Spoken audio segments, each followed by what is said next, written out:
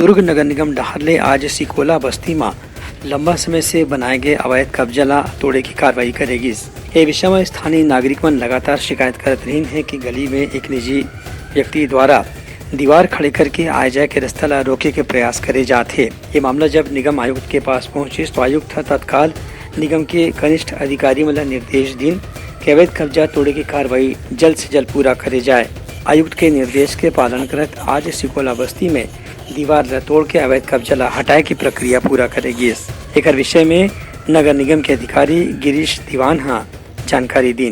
जो अतिक्रमण हटाने की कार्रवाई की जा रही है, जो आवेदिका है उन्होंने ये आवेदन दिया था कि हम उनके आवाजाही मार्ग में जो है कंस्ट्रक्शन हो रहा है। तो इससे पहले भी 2-3 बार हम लोग आके निर्देशित किए थे, लेकिन अभी पुनः आवेदिका जो है पहुंच के बताई कि वो निर्माण हो चुका है करके।